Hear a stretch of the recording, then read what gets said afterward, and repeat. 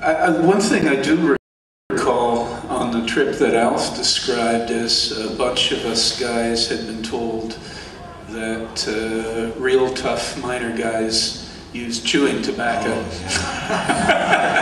And so somebody had purchased some and passed it around to us mostly city boys, and I think by the end of the afternoon, a couple of us, I know myself, Alf said he turned black, I was turning pretty green. Well, nobody told me you couldn't swallow. I was wretched, I was doubled over there, because I just went, cherry. Oh my God, that's awesome. Yeah, I haven't gone near char or chew tobacco since then. It got me right out of the habit, I'll tell you. Yeah.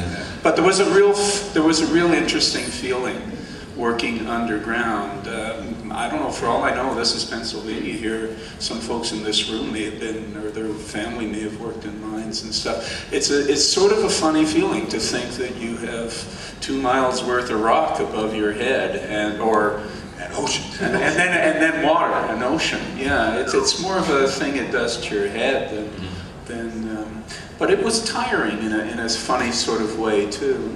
We had to do a lot of transporting equipment up and down the pit. The logistics of it were quite extraordinary. Well, I did notice too with that, with those scenes, that it was very realistic in terms of, that's why I asked, because this is something that can't be staged. It really was at the environment. You guys are a brave crew, You guys delivered, and you guys owe, as fans, we owe you guys a lot. I remember one particular moment where I thought, this is nuts. we were being on the tour of the live mine. I don't know if anyone else recollects this. And our tour guide was leading a group of us actors down one of the hallways, or whatever you call it, a cave. And we passed by this one miner who was burying charges into the floor.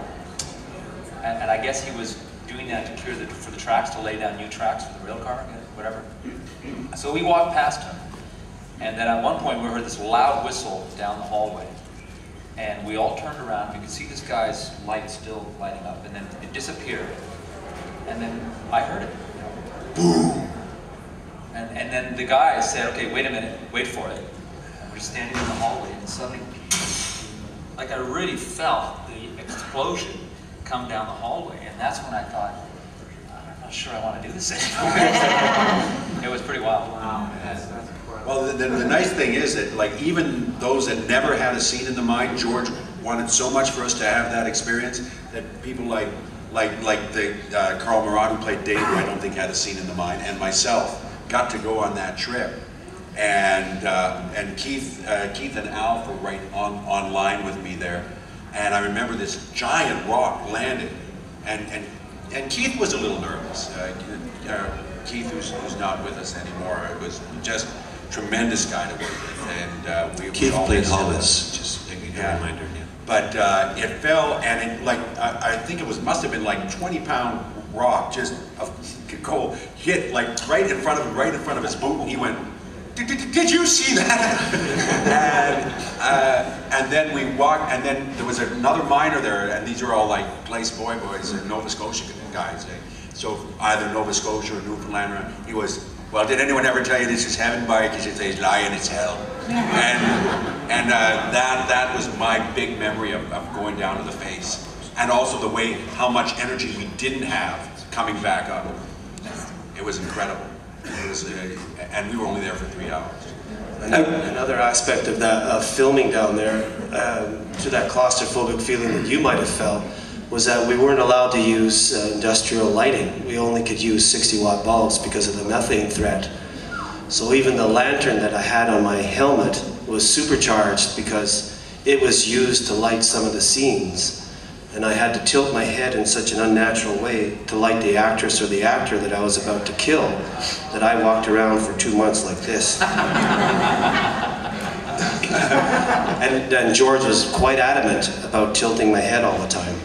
So it was quite interesting because of that high. I think we only had one time, Neil, that there was a risk of methane, wasn't there? I can't remember that, but you know, you were always sort of waiting to hear from the guys who ran it. You know, whether it was time to get the heck out quick. Yeah. Can I ask Chris Carnel, Chris, what was it like working on the remake in terms of the mine, the environment that you guys filmed that in? Well, I don't think our mine was as cool as yours. You're, 2 miles under the ocean. That's awesome. Ours was just one that was almost off the highway, maybe half a mile, then into the side of the mountain. And they just, follow the coal veins as they go, and the thing's all reinforced because you don't want to cave in as you're blasting and stuff like that. And when I got the job, Patrick Lussier, the director, said, "Have you ever seen My Bloody Valentine?" And I said, I was inclined to lie, and I said, "No." He goes, "Good, good." And I'm like, all right, I did the right thing. And he goes, "Because I don't want you to copy what they did in that movie, so don't watch it till we're done." But I watched it in the middle.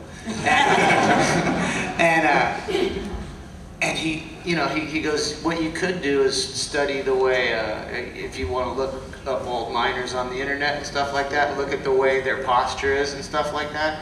And if you see some of the things, the mines aren't that high. Some of them are that high, so they walk around like this. And when those guys are done, after years of being in the they walk out like this, and they're done. So a lot of the attack scenes, I was like kind of fighting like this, and they didn't like the way I walked. I walk like the California surfer. He goes, "You walk like a surfer." Can you change that up? And I came up with some different walks.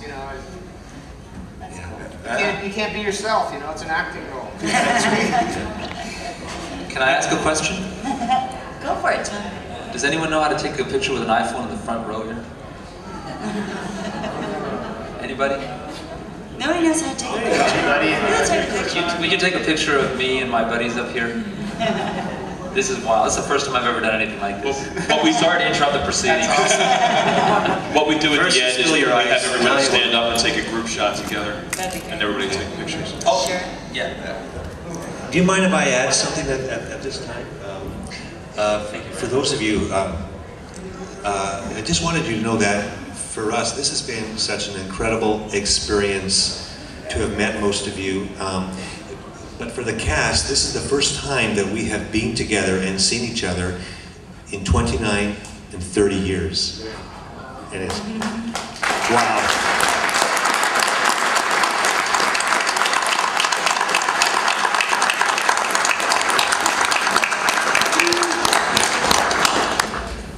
So I just want to get that out. Alf, can I get something out? This is Chris over here. I wanted to say thank you for making the movie, because I'm sitting here right now because 30 years ago you guys did that. Thank you. And may I also add that we're sitting here because it's you who have been following and keeping this movie alive. We wouldn't be here had you not shown any kind of interest or enthusiasm. So we're thank you.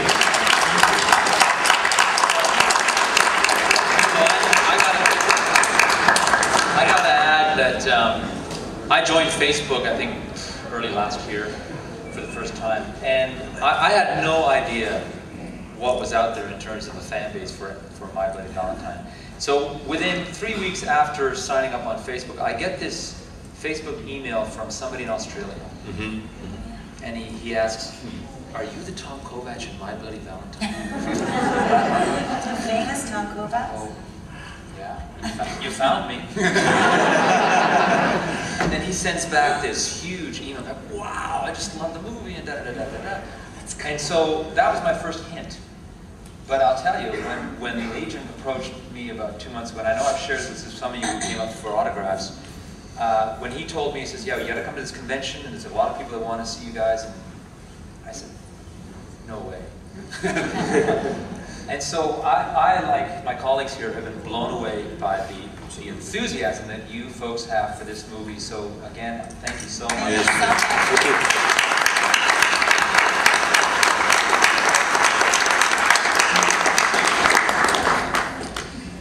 But to add to that, this same person emailed me and said, "Are you the Alf Humphreys who was in My Bloody Valentine?" Because I've been in contact with Tom Kovacs. And I went, "I have been looking for Tom Kovacs, and I didn't know how to locate him." And a series of events started to take place where one thing led to another, and I was approached by our agent here, Sean Clark, if I'd be interested in doing My Bloody Valentine. And I said, "You know, Sean, I don't think it'd be very interesting for anyone who's interested if it was just me. I mean, I think it would be a lot more interesting to the fans if there were more of us who could take part in this." And he said, "Well, I'd love to do that, but I don't know how to get a hold of them." And I said, "Well, you know, I think I know how to reach a couple of the actors or actresses. Let me have a go at it." And I had to put on my police hat. I always wanted to be an RCMP officer, just, you know. And I was able to find most of the cast members,